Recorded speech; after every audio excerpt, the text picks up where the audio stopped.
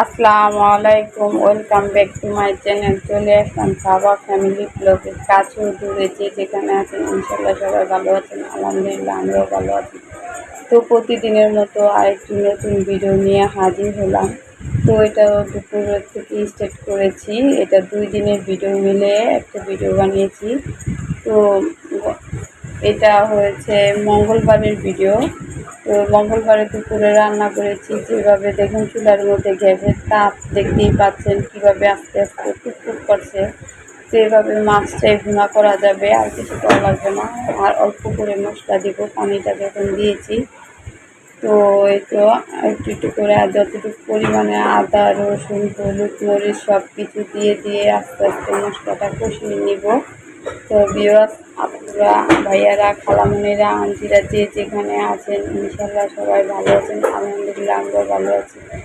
তো আমি ছোট্টখাটো ভিডিও দিচ্ছি এখন, আপনারা স্কিপ করে দেখবেন না, টেনে দেখবেন না, পুরো ভিডিওটা দেখার চেষ্টা করবেন। যেখানে যে আপু খালামণি আমার ভিডিওটা দেখেন, আর আসলে সব সময় বলে বোঝানোর মতো না। সংসারে অনেক ঝামেলা করে তারপরে আসি সংসারে কাজ করতে। প্রতিদিন সংসারে এক হাতে কাজ করা, আপনারা যে আমার মতো সংসারে এক হাতে কাজ করেন তাই সে জানেন যে কাজ করা কত কষ্টকর। আর যাদের হেল্পিং আছে বা ওয়াশ বিভিন্ন কাজ অন্যভাবে করা যায়, তাদের তো সুখের অভাব নেই। কিন্তু আমার এত ভাই সুখ নেই। আমি নিজে ছোটোখাটো একটা সাংসারিক মানুষ।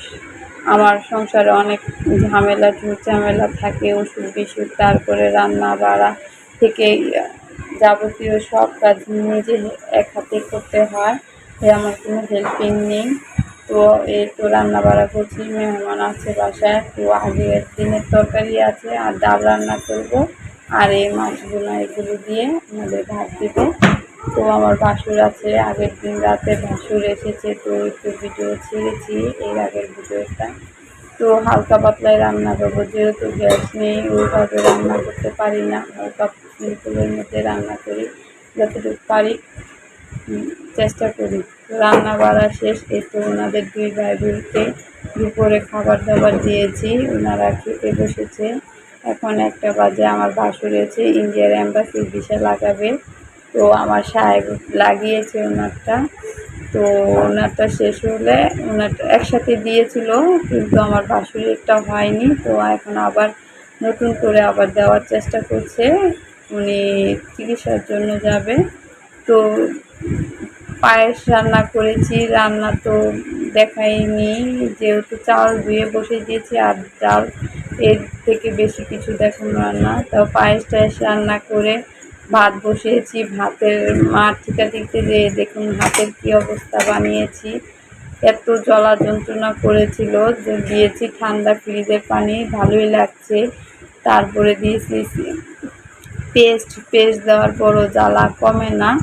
পরে পানির মধ্যে চুবিয়ে পেস্ট সহ চুবিয়ে রেখেছি কতক্ষণ। তারপর আমার হাজব্যান্ডকে বললাম যে আসলে একটা কাজ করেন, আমাকে স্যাভলন ক্রিম এনে দেন, তারপরে পোড়া গায়ের ক্রিম এনে দেন। তারপর উনি নামাজ পড়ে এই ক্রিমটা এনে দিয়েছে, প্লাস ওনার হাতে লাগিয়ে দিয়েছে। তো এই যে এই মলমটা বান মলম।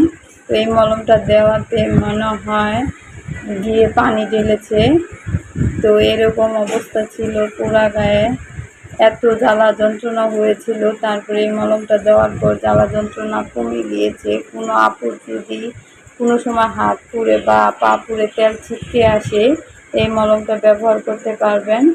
তো আমার সাহেব রান্না করছে, তো আমি আবার একটু এগুলো ওনার সাথে সাথে আসছি, আমি কেটে দিয়েছি, উনি রান্না করতেছে।